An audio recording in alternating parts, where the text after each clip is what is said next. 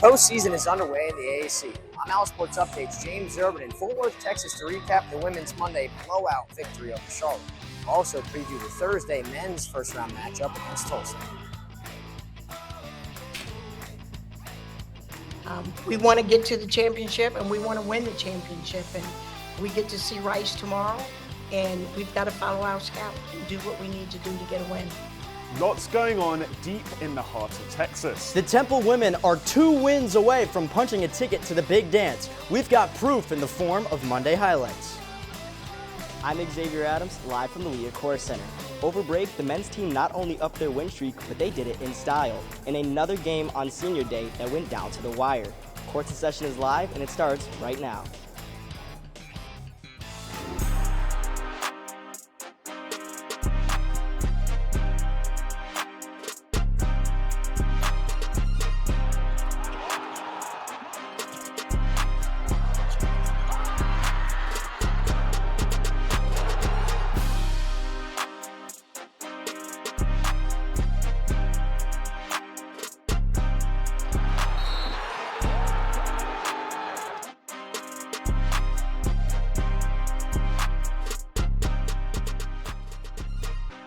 Welcome back to another episode of Courts in Session. As March rolls on, the men's and women's regular seasons come to a close. I'm Pat Dallahan. And I'm Gabriel Linington. The men are starting to build some momentum in March. As for the women, they are starting their tournament blisteringly hot.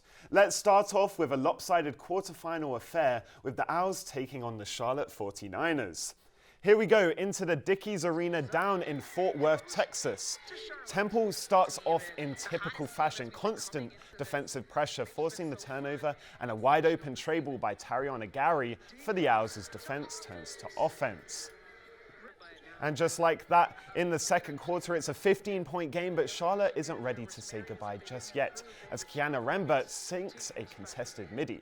And like a broken record, some more turnover mayhem for Charlotte as the Cherry and White capitalize with Jaleesa Molina, quick lay down low.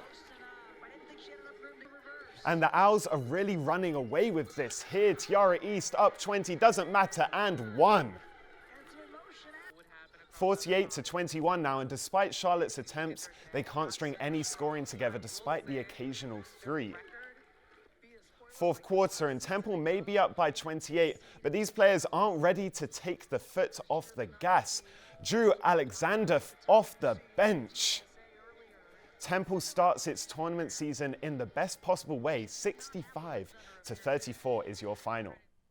To put it simply, this was domination. Temple held Charlotte to 13 of 62 on the floor. That's just 20% for you math majors. Temple also set an American Championship record with 56 rebounds. Amaya Oliver was the one to lead the way on the glass with 13 boards. She had her second double-double of the season. As Temple takes this one by 31 points, it's their biggest blowout of the season. You know, our thing is giving them confidence. And I'm really, really confident in them, and I want them to be confident in themselves. And so this equal opportunity offense allows everybody to be a star, and we want everybody to be a star. And it's hard to defend 5 people. You can't double team anybody because you can get scoring from everybody. Yeah, before the game, I just spoke to my teammates and I was just like, we know we're the best team in this conference, but we have to prove that every time it's up on the court. So in order to do that, we just had to come out, play hard defense, get Charlotte riled up, and we knew it was going to translate to the offensive end. And I feel like that's where we were able to make our money and just be present in the game. After Monday's win over Charlotte, the women's team moves on to the American Conference Tournament semifinals for the second straight year. Al Sports Updates, James Urban is in Fort Worth, where he saw the blowout up close. Thanks, guys. The game was over almost as soon as it started. Charlotte was playing its 3rd game in 3 days. Temple really took advantage of that, got out to the 11-0 run in that first quarter. Charlotte had a decent second, but in the third, Temple outscored the 49ers 25-9 and never looked back. The big takeaway from this game is that Coach Diane Richardson got to play 11 of her players. The starters got a lot of rest. Tiara East, the only starter that logged more than 30 minutes, and that's going to be a big storyline going into Tuesday's matchup against Rice. Last year, Rice knocked out Temple in the AAC tournament, so a little bit of a revenge matchup Tuesday night. for Temple. Going to be looking forward to that. For the women's, they have a chance to advance to the championship game Tuesday night against Rice. Guys, from Dickies Arena, Our Sports Update, I'm James Urban. Back to you in the TV3 studio. Thanks, James. Here's where the bracket stands for the semifinals on Tuesday. Rice pulled off an upset of epic proportions over the one-seeded UTSA Roadrunners. My pick to win it all, but that's what makes March so great, even when I'm rarely wrong. Waiting for the Rice Owls in the semis are the Temple Owls. Following their 31-point trouncing of Charlotte, we are set up for a battle of the Owls for a spot in the AAC final. Yes, Pat, unlike the other half of the bracket with upsets and blowouts, the favourites came out on top here. So, Pat, you might be able to get maybe at least half your bracket correct. North Texas with the convincing win against 7th-seeded ECU 69-58. Then 3rd-seeded South Florida ran past Tulane 69-59. This means the 2nd and 3rd seeds will battle it out for a spot in the finals. So, now that we know that the Temple Owls take on the Rice Owls, it's time to figure out what to expect from Temple's feathered foe, those copycats, or copy owls, I should say. And who else better to give us a breakdown than Courts in Session beat reporter Brielle Batchelor. Hey, Brielle. Yes, guys, it's a rematch of last year's semifinal, which Rice won on its way to the conference title. This year is a 9-seed versus a 4-seed on Tuesday night. Dominique Ennis is a junior guard for Rice who has been averaging about 12 points per game. Ennis has more playing time than any of her teammates. She's on the court for about 32 minutes per game, and she had a double-double against UTSA on Monday. One other key player on the Rice women's team is 6'2" senior forward Malia Fisher, who leads the team in rebounds with an average of 6.5 per game.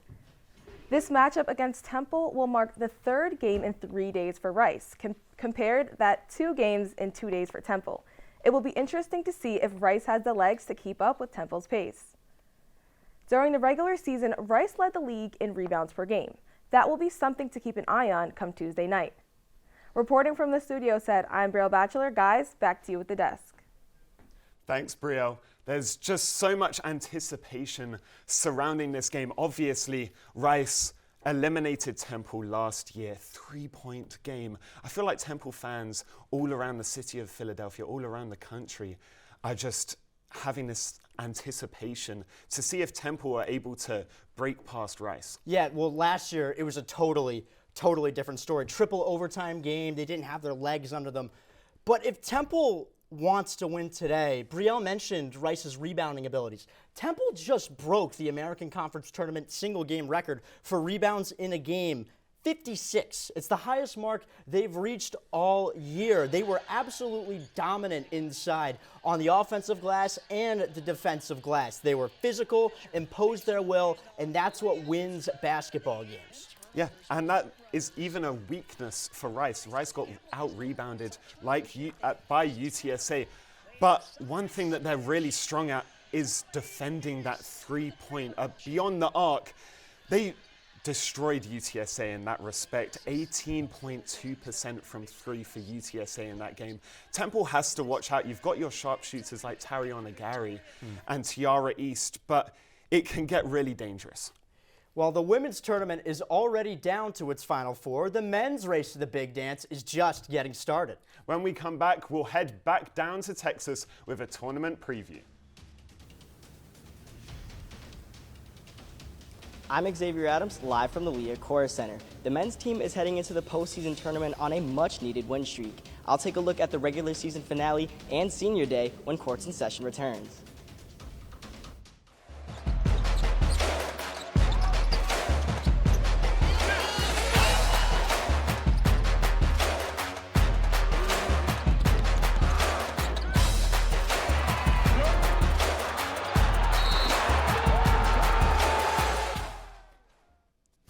Welcome back.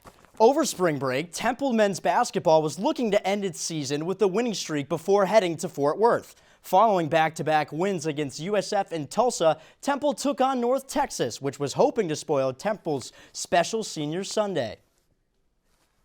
Senior Day at the Leah Chorus Center, Owls looking to honor them with a W.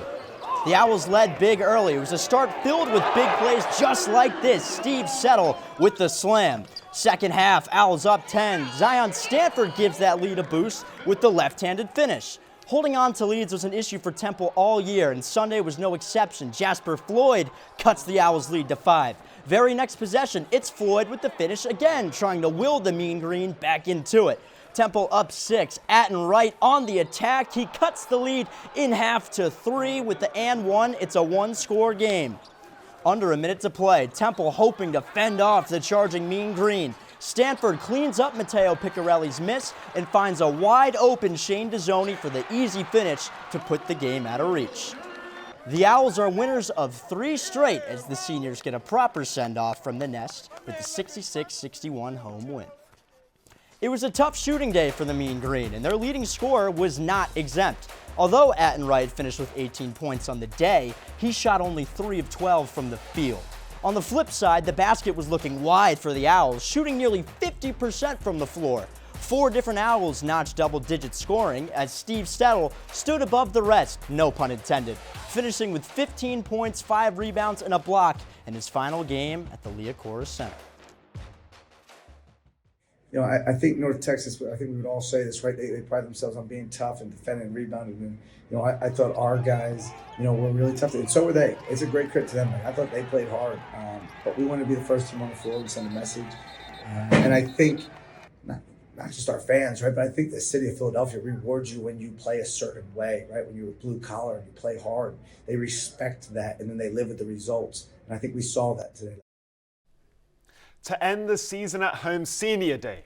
And who doesn't love showing some appreciation for the team's vets on North Broad? Courts in Session beat reporter Xavier Adams is live at the Liacouras Center to highlight the seniors' send-off on Sunday. Hey, Xavier. Yes, guys, the men's team on Sunday had a senior night in their regular season finale, and they made sure to go out in style with a squeaker against one of the top teams in the AAC.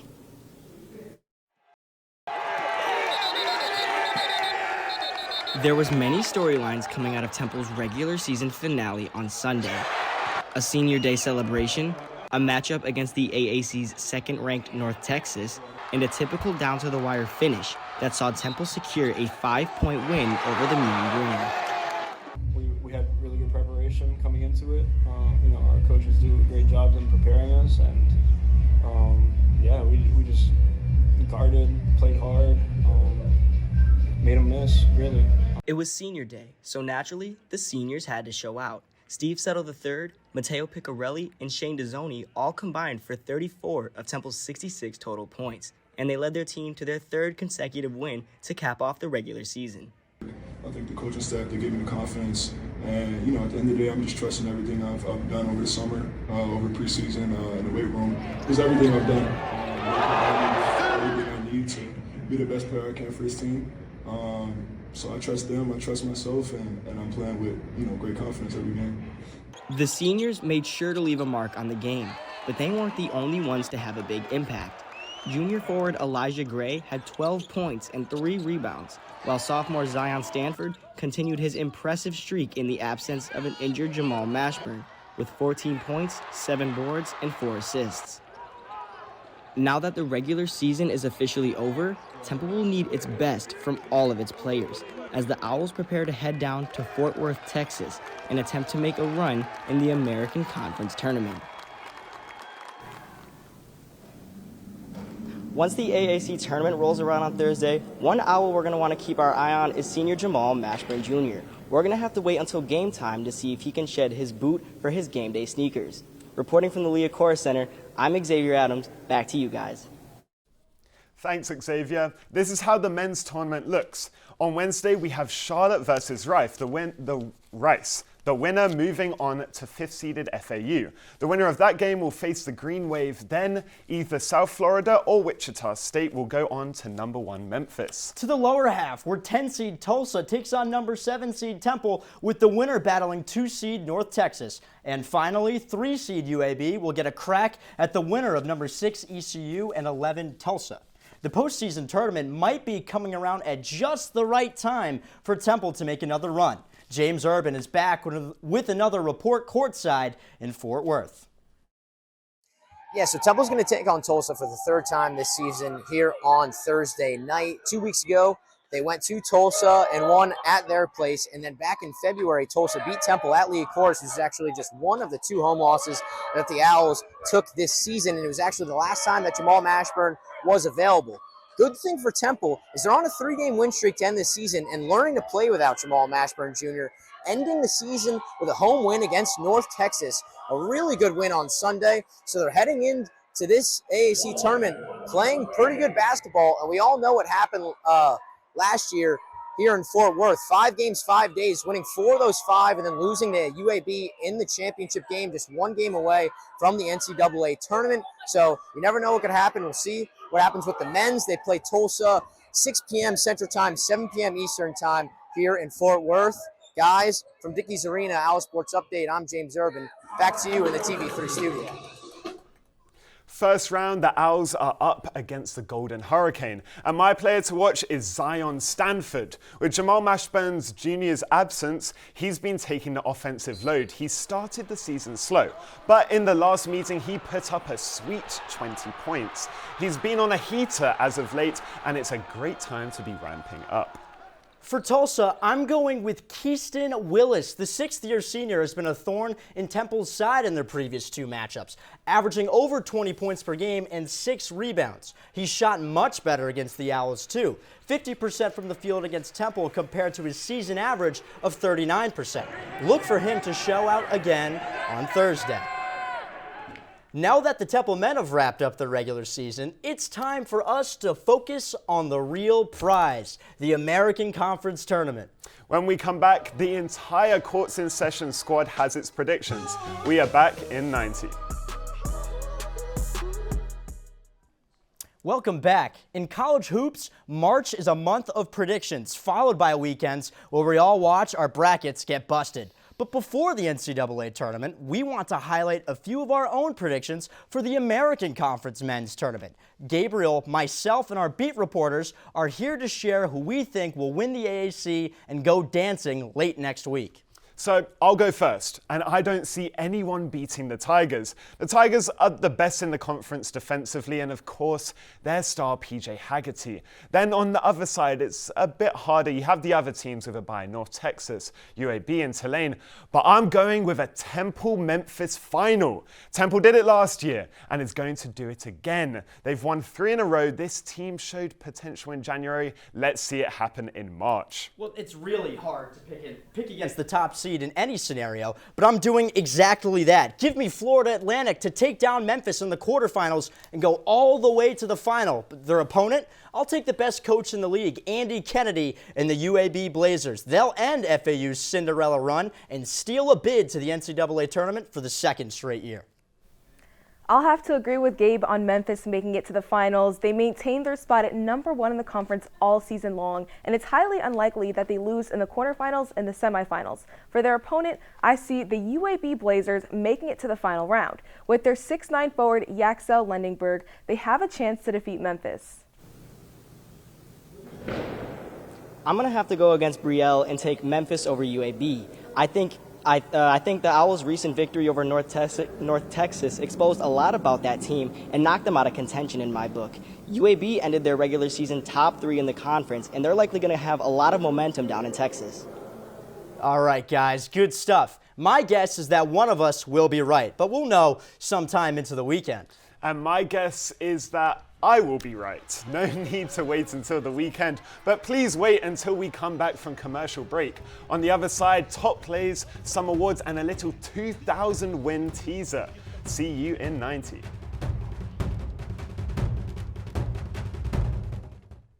Welcome back. Now, we normally cover the top plays of the week at this point in our show. However, the regular season is finished, so we are doing something a little different. For our final regular season show, Gabriel and I went through and picked our top 5 plays of this season for the men and the women. Let's get it started at number 5. The spin cycle, the washing machine, whatever you want to call it. Terriana Gary with a sweet, pretty, beautiful move into the lane. Count it, and the foul. against South Florida. Though they were down at this point in the game, Terriana Gary trying to will Temple back into it with this pretty highlight play. That's number 5. And that's just a momentum booster right there. Now, number 4, Shane Dezzoni. I feel like we all remember this. Ranked opponent doesn't matter. 2 defenders doesn't matter with the slam. And you can't stop him. He's shorter than me. Wait, he's got a higher vertical than me. But head at the rim, and that's an easy flush for our number 4. Well, at number 3, it's March, so we'd be remiss if we didn't have at least one buzzer beater on here. How about Amaya Oliver, this second effort against Tulsa, off the missed shot from Kayla Turner, off the glass, and in ball game. 0.1 seconds left. Temple able to escape in a thriller against Tulsa. They almost lost the lead, Gabriel. And talking about clutch, Shane Dezzoni, here's going to be another clutch dunk to clinch their 2000th win. And now he's had a lot of comparisons to some of the greats, Giannis. Some say Michael Jordan, some even say the great Gabriel Linington. And he's a high flyer. You can't really stop him when he's going downhill, coast to coast. Offense to defense doesn't really matter. It's absolute cinema for number 2. I think you forgot Pat Dallahan in those comparisons. But at number 1, we already had one buzzer beater. How about another? Zion Stanford versus Charlotte, ice water in his veins, which is a very odd cliche, but a ridiculous second effort wins it at the buzzer for the Owls. It kickstarted a 3-game win streak that still stands today. Postseason awards are out for the women. Temple had 4 players with regular season honors. Both Terriana Gary and Tiara East made first team all-conference as they led the Owls offensively. East led the team in points, averaging more than 14 points per game, and Gary shot close to 40% from beyond the arc. Don't forget about Kayla Turner and Savannah Curry though, as they also got some nods. Turner is the 6th player of the year and all newcomer, and Curry seems to be the future after grabbing a spot on the all-freshman team. Those were our regular season top plays and awards, but even when the postseason does end for the Owls, basketball is not quite over. Look for a special Owl Sports Update production on Tuesday, March 25th at noon on TUTV called Built on Broad, 2,000 wins and counting.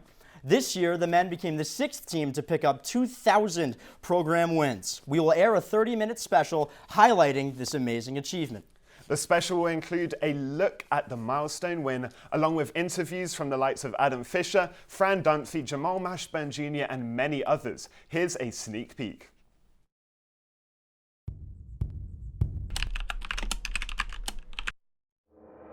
I mean, you can't talk about Philadelphia without talking about Temple basketball. We don't have to create history. It's not our job. Our job is to continue the legacy. I believe in the mission of Temple. I think it's extraordinarily important for Philadelphia.